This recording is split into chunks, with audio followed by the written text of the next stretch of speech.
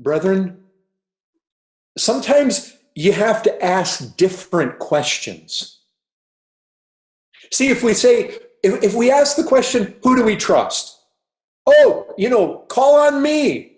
I've got the answer. We trust God. Well, we know the right answer. Sometimes we have to ask the question differently. I find it very telling to find out why God's people can't do things. Like you bring up to a church, hey, brethren, you know what we ought to do? We ought to do this. And listen to the reasons as to why people don't think we can do that. Because that often will tell you exactly what they trust. Let me just finish here with just several things that we commonly like to trust other than God. Now, obviously, the devil outwitted David by numbers. But I'll tell you, numbers, it may not be how big the military unit is of Israel, but you know what? The same thing can afflict the church. Churches love numbers. Churches love to boast in numbers. I'll be honest, brethren, I'm afraid of that. One of the things that you'll never find me doing is counting the people in this church. It's not going to be, you're not going to find me ever able to tell you exactly how many professing Christians we have in the church here in Manchester. At Grace, I didn't count, and I never counted. And the reason that I didn't is because I know, and I'm wired like other people. It's not because I'm trying to set myself forth as being more righteous. I know the tendency. I know the temptation, and I'm afraid of that. And pastors love to compare numbers. I don't think that's good. And what good are numbers? The thing is, the moment you boast in numbers in the church, God will split the church. The moment we look at numbers, well, how many are even true?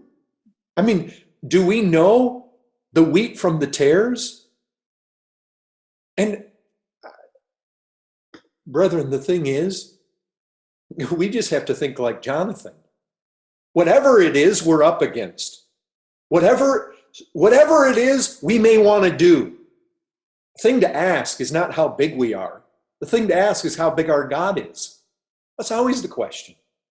Or here's another one. Money. Oh, what a big temptation. We know what a big temptation it is to trust money just by our Lord's words. Out of all the things he could have compared, out of all the things that might challenge serving God, isn't it amazing that there in Matthew 6, Jesus says you cannot serve God and money. And it can become so subtle. The thing is, Christians need to work with money. Jesus worked with money. We know Judas held the bag. Well, it wasn't evil to have a bag. It was evil that Judas stole from the bag. But they were all good with having a bag. Why? Because from the bag, you could feed the poor. We need to deal with money. The Bible everywhere talks about money. Money's not a bad thing in and of itself. The love of money certainly is. But the thing is, because we're always using it, there's that temptation, and it's subtle. You just get to the place where you start making decisions, not based on prayer, not based on the promises of God, not based on the character of God, the power of God, the goodness of God. But you do everything, before we can do this, brother, how much do we have in the bank account? We don't want to get there. The thing to do is not to figure out what's in the bank account. I can't tell you the number of times I have found God very willing to stand with us in some endeavor when we did not have the funds in the bank account. I remember just recently we had our annual business meeting, and we're talking about what we should increase certain missionaries to. And there was somebody who was new to the church, hadn't joined the church yet. They were just kind of auditing our business meeting. And they raised their hand and they said, well, what's the church's budget? And I just smiled. And I said, sister, we don't operate that way. In other words, it's not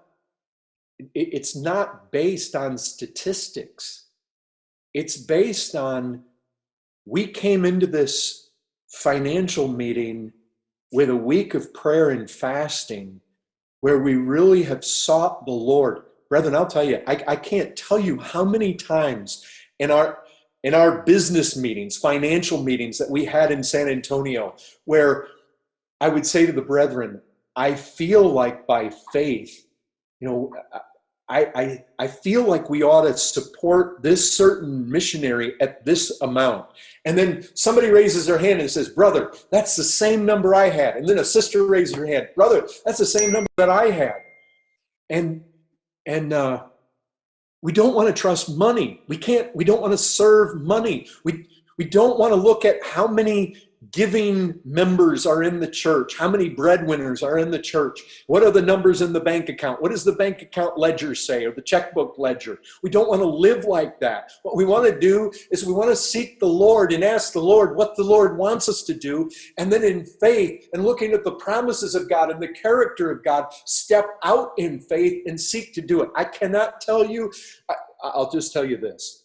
Every single time, without exception, there's not a single exception, every single time in the life of the church in San Antonio over just about 20 years that we have stepped out, many times when we did not have the financial resources, God came through for us every single time.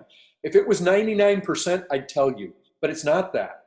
We serve us a faithful God. A third thing, Isaiah 2:22 says, stop regarding man in whose nostrils is breath. For of what account is he? Let me tell you something. You start trusting somebody, even if they are an apostle. Remember Peter? He was an apostle. He denied the Lord 3 times. He failed the church at Antioch. Paul had to rebuke him. Some of you may feel that your former pastor has failed. And I'll tell you this, men are weak. And I hope that the church is not putting their trust on me coming. I remember Asahel Nettleton. He was one of the American figures at the forefront of the Second Great Awakening in the United States. And you know what? He was known to be a man through whom God worked. But if he ever got into meetings somewhere and he felt like the people were trusting his being there more than God showing up, he would walk away. He would leave the conference and walk away. Sometimes he would go into a neighboring town and just pray for the people in the church that he just left or in the village that he just left until they were broken, until they were calling on the Lord and desperate for the Lord. Then he'd go back. Brethren, you'll remember what Paul said. What is Apollos? What is Paul? Neither he who plants nor he who waters is anything. Only God who gives the strength. Don't put your trust in men. God may use certain men. That may be true. But you don't want to put your trust in them because just as soon as you do, they will fall right on their faces in front of you. Men are just vessels that will or will not be used to the degree that God designs and desires. And that's true of Charles Spurgeon, of Martin Lloyd-Jones, 2 of my favorites, but they only were what they were by the grace of God, as it was said of the Apostle Paul.